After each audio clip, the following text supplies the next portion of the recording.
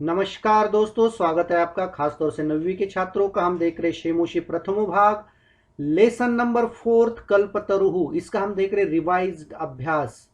हाँ दोस्तों, पाठ के अंत में आए जितने भी प्रश्नों के उत्तर है उनकी चर्चा हम यहाँ पर करने वाले हैं।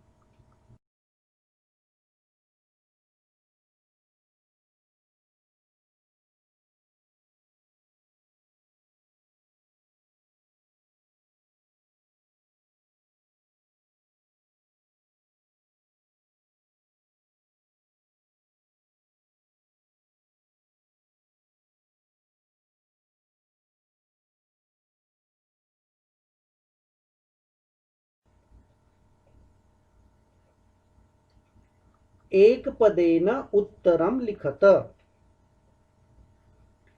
जीमूतवाहनः कस्य पुत्रः अस्ति। जीमूतवाहन किसका बेटा था? जीमूत केतु हो, जीमूत केतु का। संसारे अस्मिन् कः अनश्वरः भवति। इस दुनिया में कौन अमर होता है? परोपकारः, परोपकार ही अमर होता है, जो कभी मरता नहीं है। जीमूतवाहनः परोपकारेक फल सिद्धये कम आराधयति। जीमूतवाहन परोपकार एक फल सिद्धि के लिए किसकी आराधना करता है? कल्पतरुम, कल्प वृक्ष की आराधना करता है।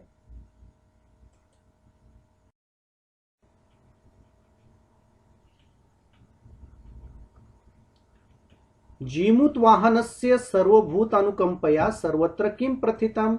जीमूतवाहन की सारे जीवों के प्रति अनुकंपा होने के कारण या उसके द्वारा सब जगह क्या फैल जाता है? यशः, यश, फेम। कल्पतरु भुवि कानि अवर्षत। कल्पतरु जमीन पर किसे बरसाते हैं? वसुनी अर्थात धनानी, धन को बरसाते हैं। अब यहां पर अधोलिखितानां प्रश्नानां उत्तराणि संस्कृत भाषा लिखित। संस्कृत भाषा में पूर्ण वाक्य में उत्तर लिखने हैं। कंचनपुरम नाम नगरम कुत्र विभाति स्म। कंचनपुर नाम का नगर कहां शोभायमान होता था? कंचनपुरम नाम नगरम हिमालयस्य शिखरस्य उपरि विभाति स्म। हिमालय के चोटी के ऊपर शोभायमान होता था। जीमूतवाहनः कीदृशः आसीत्। जीमूतवाहन कैसा था? जीमूतवाहनः दानवीरः सर्वभूतानुकंपी च आसीत्। जीमूतवाहन दानवीर और सारे जीवों के प्रति दयालु था।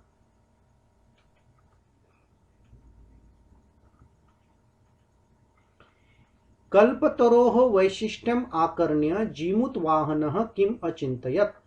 कल्पतरु की विशेषता सुनकर जीमूतवाहन ने क्या सोचा? कल्पतरोः वैशिष्ट्यम आकर्ण्य जीमूतवाहन अचिंतयत्। उसने सोचा ईदृशम अमर पादपम प्राप्यपि, इस तरह के अमर वृक्ष को पाकर के भी पूर्वैः पुरुषैः अस्माकं तादृशम फलम किमपि न आसादितम। हमारे पूर्वजों के द्वारा उस तरह के फल को कैसे नहीं पाया गया। किंतु लेकिन केवलम कैश्चित एव कृपणे, किन्हीं कंजूसों के द्वारा, कश्चित अपि अर्थ अर्थितः, थोड़ा बहुत धन ही मांग लिया गया। अर्थात ये बोल रहे हैं कि भाई मेरे पूर्वजों ने महान फल को नहीं पाया, अपितु कुछ कुछ कंजूस लोगों ने बस पैसे की ही मांग इनसे की होगी, वृक्ष से। हितैषिणः मंत्रिणः जीमूतवाहनम किम उक्तवन्तः। हितकारी मंत्रियों के द्वारा, मिनिस्टर्स के द्वारा जीमूतवाहन को क्या कहा गया? हितैषिणः मंत्रिणः जीमूतवाहनम उक्तवन्तः युवराज योऽयं सर्वकामदः कल्पतरुतौ उद्याने तिष्ठति। हे युवराज, जो यह सारी कामनाओं को पूरा करने वाला कल्पवृक्ष तुम्हारे बगीचे में है, सह तव सदा पूज्य, वह तुम्हारे द्वारा हमेशा पूजनीय है। अस्मिन् अनुकूले स्थिते अपि, इस अनुकूलित परिस्थिति में भी, शक्रो अपि न अस्मान् बाधितुं शक्नुयात्, इंद्र भी हमें बाधा नहीं पहुंचा सकता है, हमें कोई दिक्कत नहीं कर सकता है, क्योंकि हमारे पास यह कल्पतरु है। जीमुत वाहन कल्पतरुम उपगम्य किम उवाच। जीमुत वाहन कल्पतरु के पास जाकर क्या बोला? जीमुत वाहन कल्पतरुम उपगम्य उवाच देव त्वया अस्मत् पूर्वेशाम अभीष्टाः कामाः पूरिता। हे देव, तुम्हारे द्वारा हमारे पहले पूर्वजों के द्वारा मांगी गई सारी इच्छाएं पूरी की गई। तन ममैकम कामम पूरे, तो मेरी भी एक इच्छा पूरी कर दो। यथा पृथ्वीम अदरिद्राम पश्यामि तथा करोतु देव। तो कहता है कि हे देव, इस पृथ्वी पर अदरिद्राम अर्थात धनवान देखूं, ऐसा कुछ करो देव। अगला दूसरे नंबर का प्रश्न, अधोलिखित वाक्येषु स्थूल पदानि कस्मै प्रयुक्तानि। स्थूल पद किसके लिए यूज किए हैं ये आपको बताना है। ये देखिए, जैसे यहाँ पर सर्वनाम है तस्य सानोर उपरि विभाति कंचन पूर्णाम नगरम, तो तस्य का प्रयोग किसके लिए किया गया? ये दोस्तों मैं बताना चाहता हूँ आपको, ये प्रश्न जो है ये आपको अनुच्छेद पर आधारित भाषिक कार्य में आता है, जो कि 1 से आधे अंक का होता है। राजा संप्राप्त यौवनम तम यौव राज्य अभिषिक्तवान, ये तम की जगह तम का प्रयोग किसके लिए किया है? अयम तव सदा पूज्य, अयम किसके लिए प्रयुक्त किया है? तात त्वम तु जानासि यद् धनम विचिवत चंचलम, त्वम किसके लिए प्रयुक्त किया है? तो पहला जो है हिमालय पर्वताय, तस्य सानो उपरि, तो तस्य का प्रयोग जो क्या हिमालय पर्वत के लिए किया है। दूसरा तम का जीमुत वाहन के लिए प्रयोग किया है। यहाँ पर आप देखिए मैंने चतुर्थी भक्ति का प्रयोग किया, क्योंकि यहाँ पर क्या पूछा है? कस्मै प्रयुक्तानि, किसके लिए यूज किया है।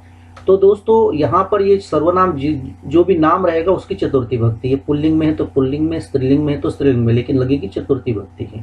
ठीक है। अब अयम तव सदा पूज्य, तो अयम जिसके लिए यूज किया है उसका नाम है कल्पतरु, और कल्पतरु की चतुर्थी भक्ति एक वचन बनता है कल्पतरवे।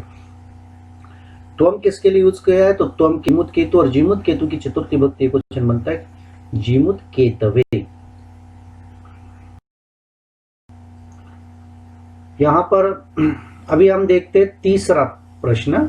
तीसरे में देखिए, अधोलिखितानाम पदानाम पर्याय पदम पाठा चित्वा लिखता, पाठ से चुन करके लिखना है पद।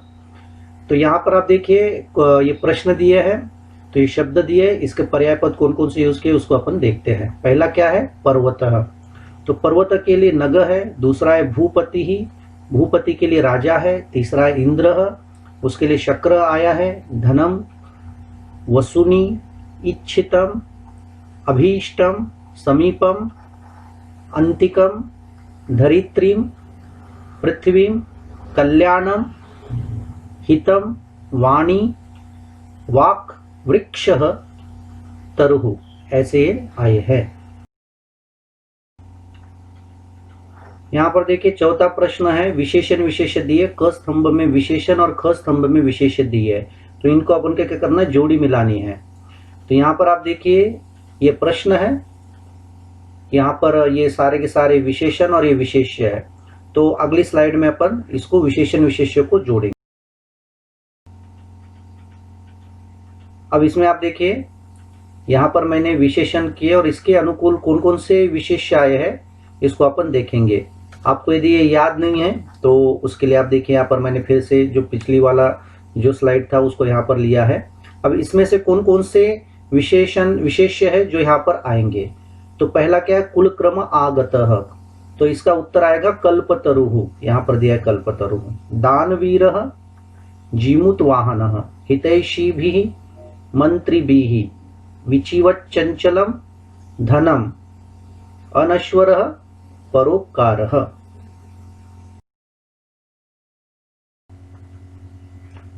अगला देखिए जो प्रश्न है इसमें क्या करना है? प्रश्न निर्माण करना है। तो प्रश्न निर्माण कैसे करना है? देखिए यहाँ पर यहाँ जो अंडरलाइन किए तरो कल्प तरवे, इसके लिए क्या प्रश्न बनता है वह हमें निर्माण करना है।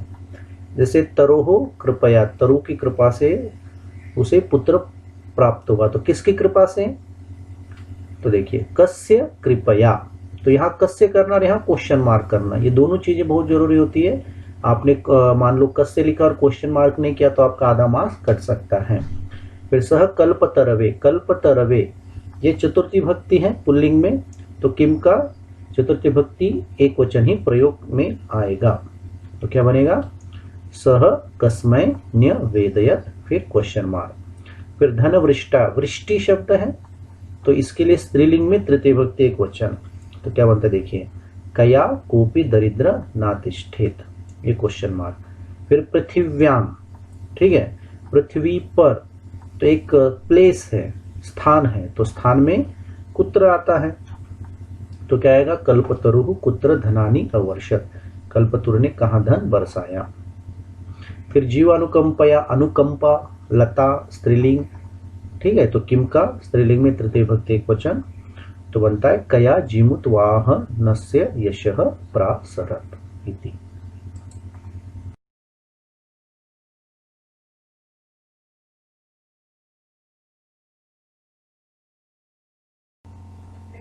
अब यहाँ पर आप देखिए क्वेश्चन नंबर 5, स्वस्ति तुभ्यम, ये जो एग्जाम्पल दिया है, स्वस्ति शब्द से योगे चतुर्थी विभक्ति भवति इत्यनेन नियमेन अत्र चतुर्थी विभक्ति प्रयुक्ता एवमेव कोष्टक गतेषु पदेषु चतुर्थी विभक्तिं प्रयुज्य रिक्त स्थानानि पूरयत।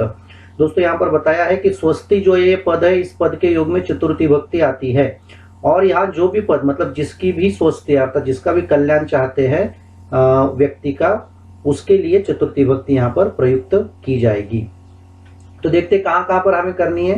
यहाँ पर देखिए 4 दिए हैं, राजा, प्रजा, छात्र, सर्वजन, तो बहुवचन में इसका यहाँ पर प्रयोग किया जा रहा है।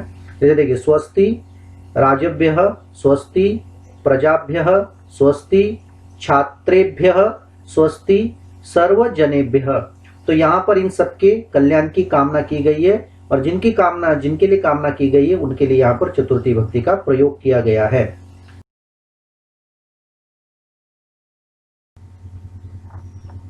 अगला प्रश्न ख, कोष्टक गतेषु पदेषु षष्ठी विभक्ति प्रयुज्य रिक्त स्थानानि पूरयत। तो इसमें आप देखिए यहाँ पर प्रश्न दिए हैं। अब हमें क्या करना है, षष्ठी विभक्ति का उचित प्रयोग करना है। किस किस में, गृह, पितृ, जीमुत वाहन और किम। तो तस्य डैश उद्यानी कल्पतरु आसीत, तो इसका क्या बनेगा, तस्य गृहस्य, सह अंतिकम अगच्छत, सह पितुः अंतिकम अगच्छत, जीमुत वाहनस्य सर्वत्र यशः प्रथितम्, अयम डैश तरुः, अयम कस्यः तरुः, यह किसका वृक्ष है। दोस्तों आपको ये पाठ बहुत अच्छी तरह से समझ में आया होगा। 5वां पाठ हम जो सुक्ति मुक्तिकम देख रहे हैं उसके बारे में हम विस्तार से जानकारी लेंगे। यदि आपको वीडियो पसंद आया है तो 02 संस्कृत सीबीएस यूट्यूब चैनल को जरूर सब्सक्राइब करें। हमारी वेबसाइट भी है www.ztco.com, वहाँ पर जाकर आप हमारे सारे कंटेंट देखें और एंड्रॉयड ऐप को भी डाउनलोड करें। दोस्तों लाइक करें, शेयर करें, कमेंट्स करें और ज़्यादा से ज़्यादा दोस्तों को बताएं, और आपकी क्या प्रॉब्लम है ये जरूर कमेंट्स में लिखें। धन्यवाद दोस्तों, नमस्कार।